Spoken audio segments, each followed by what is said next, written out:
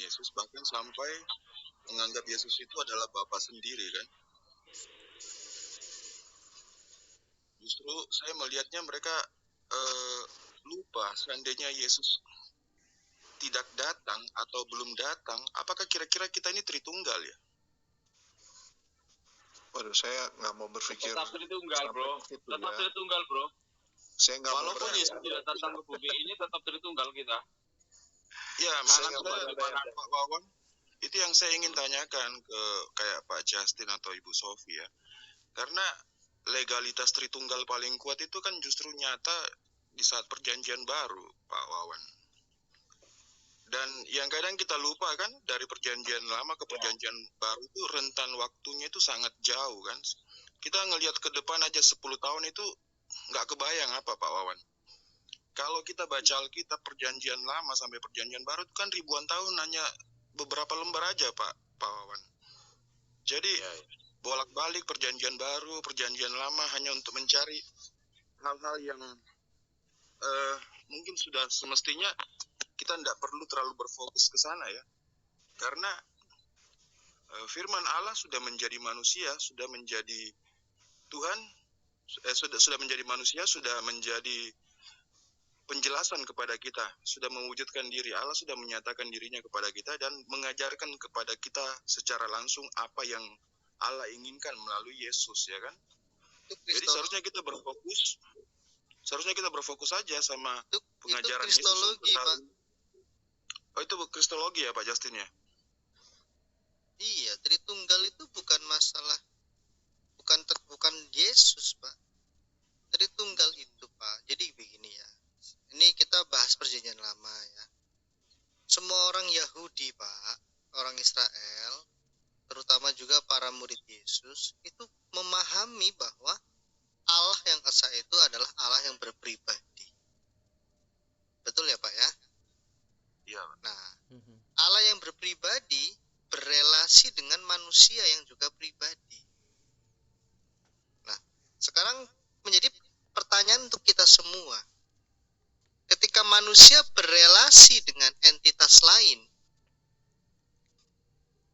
yang berpribadi, kalau sesama manusia, kita bisa menjawab dengan cara apa? Dengan cara berkomunikasi, berdialog, betul Pak? Betul, bertukar pikiran, berdiskusi. Berdiskusi, apa? Alat yang kita gunakan untuk berdiskusi apa? Perkataan, betul? Iya, betul Pak.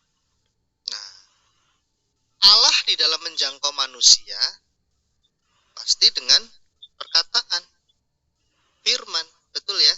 Nah, tidak mungkin Allah hanya menampakkan diri saja. Manusia akan terkencing-kencing, terbirit-birit, lari, ketakutan.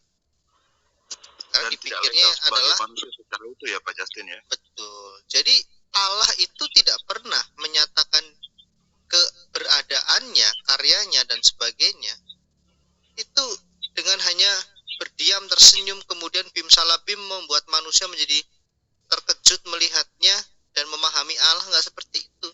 Allah yang ada di dalam perjanjian lama, Anda lihat, Allah yang berelasi dengan umatnya, tidak hanya melalui para nabi, tetapi juga secara langsung. Sudah pasti dan sudah jelas Allah selalu berelasi melalui firman-Nya. Ini kita memahami bahwa Allah yang kita sembah adalah Allah yang berpribadi. Ya kan? Aku adalah aku, itu jelas. Akulah dia, aku adalah aku yang ada. Allah sendiri menyatakan kehadirannya kepada Musa dengan kata ganti aku. Itu kan? Nah, ya sudah, berarti Trinitas jelas ada. Allah firman-Nya. Tunggu dulu, ada yang ketinggalan. Roh Kudus di mana? Kita semua sudah tahu bahwa Roh Kudus itu, kata ruah itu digunakan juga untuk menunjuk kepada Allah yang hidup. Ya, Kejadian 1 jelas.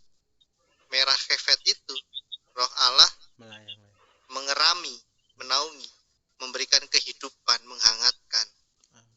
Seperti induk ayam yang mengerami telurnya.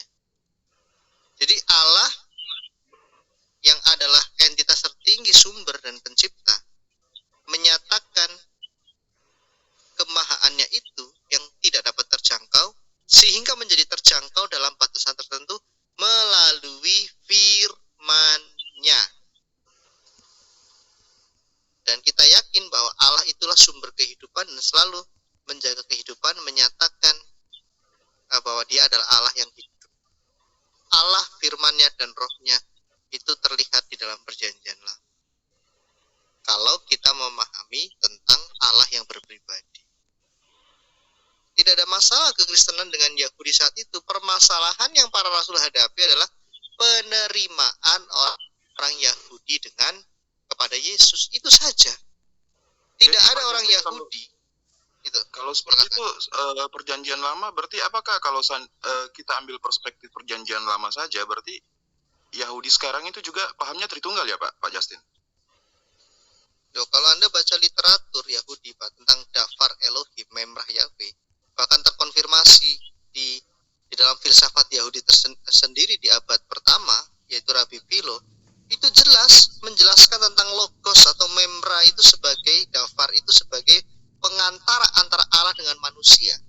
Hanya saja saat itu mereka tidak menghubungkan, mengaitkannya dengan kemesiasan Yesus, dan itu tidak masalah menjadi kekristenan.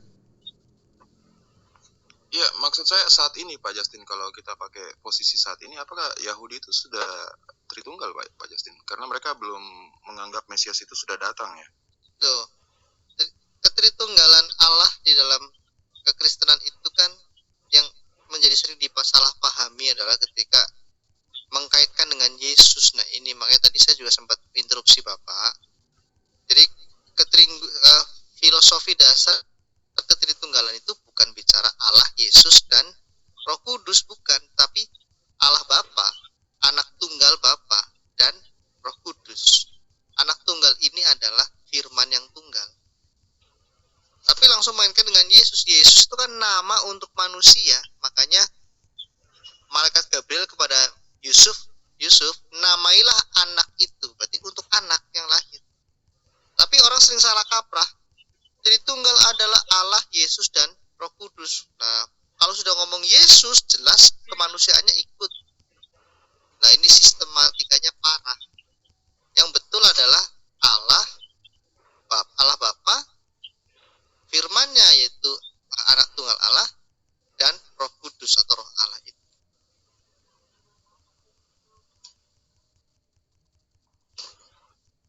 Itu Pak. Iya Pak Justin. Makanya kalau saya tadi bertanya seperti itu kan menurut saya mungkin ya wajar ya Pak Justin ya, pertanyaan awam ya. Jadi kalau pandangan sepintas ya sama, saya tadi mengacunya juga saat ini berarti Yahudi itu belum Tritunggal lah ya. Kalau seandainya mereka sudah menganggap Mesias yang mereka nanti itu sudah datang, ya kemungkinan mereka yang jadi Kristen ya kan Pak Justin ya. Perbedaan kita dengan Yahudi kan kira-kira di situ Pak Justin ya. Ya perbedaan kita dengan Yahudi karena gini ya. Setelah Yesus Kristus datang, dan orang Kristen tentunya mengimani bahwa Yesus adalah Mesias yang dijanjikan itu, maka pemahaman tentang seluruh kitab suci itu dimunculkan di dalam perjanjian baru. Jadi perjanjian baru menunjukkan apa makna yang tersembunyi dalam perjanjian lama. Misalnya begini Pak, kalau kita baca di perjanjian baru, terutama surat-surat Paulus, kita bisa belajar tentang ketaatan yang baru, tentang hukum Kristus, hukum Roh, diperspektifkan, dikorelasikan dengan hukum Musa. Kemudian kita juga bicara tentang gereja sebagai sebagai tubuh Kristus. Ada hal-hal yang baru yang tidak dimunculkan secara eksplisit di perjanjian lama. Tetapi yang menarik adalah Rasul Paulus dan para rasul yang lain itu tidak pernah melanggar kodrat keimanan Israel saat itu tentang Allah yang esa. Makanya Yesus Kristus meletakkan dasar itu. Markus 12:29, Yesus mengatakan tentang Shema Israel itu kan. Artinya apa? Tentang kealahan yang dalam bahasa kerennya monoteistik itu tidak pernah diganggu gugat oleh Yesus sekalipun.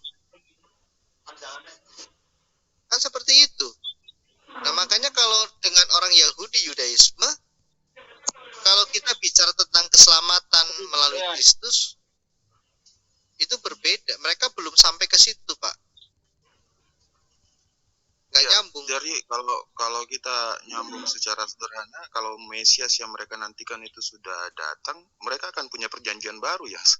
Kalau Kurang iya seperti- betul, kalau Jelas Mesias balik mereka dengan sudah kejadian datang, itu. kalau Mesias mereka sudah datang, tentu Mesias itu akan membukakan berbagai hal yang perlu dibukakan kan. Makanya saat ini ketika orang Yahudi bicara perjanjian lama, ya kita menangkapnya seperti lagi ngomong sejarah saja, Pak.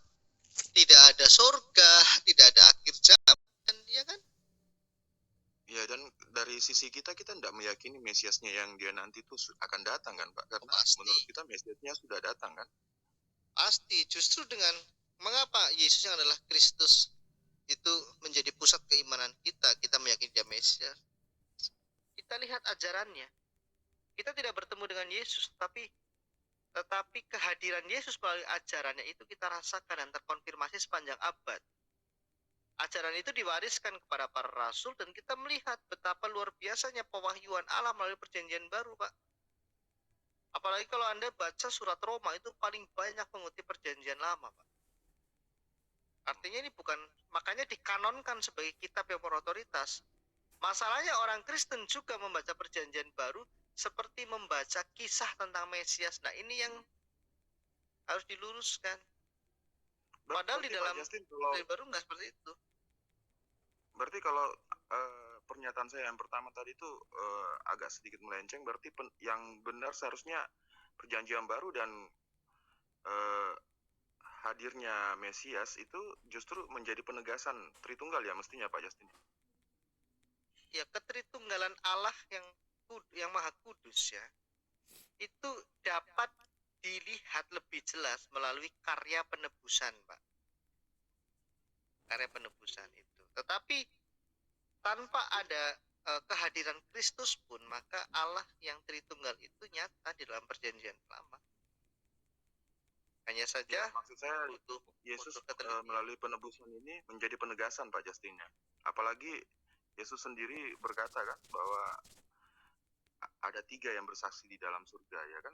Dari situ kita bisa mengacu penegasan pribadi yang 3 itu Pak Justin. Ya semakin jelas melalui pewahyuan. Bahkan Rasul Yohanes mengatakan Yesus Kristus adalah firman hidup, kan? Yesus adalah firman yang menjadi manusia. Firman itu bersama-sama dengan Allah dan manusia. Diibaratkan seperti apa ya, walking talking words ya, kayak firman yang berjalan Pak Justin ya. Jadi gini ya, di dalam perjanjian baru itu kan intinya menceritakan tentang Mesias yang dijanjikan. Tetapi Mesias itu bukanlah manusia yang ilahi menjadi Allah, bukan. Tetapi Allah yang menjadi manusia. Nah, di situ mulai para rasul menjelaskan pemahaman mereka yang sesuai Yesus ajarkan tentang siapa Yesus itu. Yesus itu adalah firman Allah yang hidup. Akan mulai tersambung kan akhirnya. Para rasul pun pasti punya pemahaman dari sekolah-sekolah mereka ya, sebagai mereka sudah sekelas rabi sebenarnya karena diajar langsung oleh Yesus Kristus.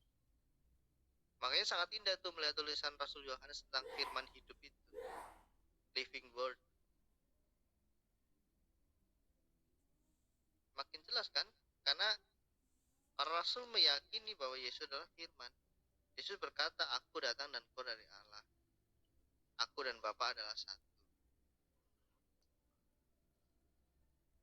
Ya, tapi dibaca jadi tidak indah sama Bodet ya. Oh, jadi gak jelas lah. Iya Pak Justin, itu makanya saya berpikir justru di perjanjian baru itu penegasan Tritunggal itu semakin jelas, semakin tegas ya, dengan Semakin Yesus juga waktu saat akan naik ke surga kan akan berkata bahwa akan ada roh yang dia minta kepada Bapa untuk menghibur kita kan. Iya, Roh Kudus itu kan roh kehidupan. Adam terhubung ke pohon kehidupan, tetapi Adam memilih terlepas dari pohon kehidupan, memilih ke pohon kedua kan.